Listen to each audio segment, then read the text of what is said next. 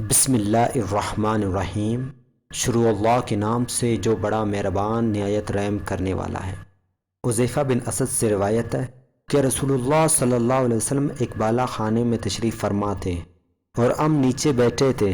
آپ صلی اللہ علیہ وسلم ہمیں جھونکا اور فرمایا تم کیا ذکر کر رہے ہو؟ ہم نے عرض کی قیامت کا ذکر کر رہے ہیں۔ آپ صلی اللہ علیہ وسلم نے فرمایا جب تک 10 نشانیاں ظاہر نہ ہوگی قیامت برپا نہیں ہوگی۔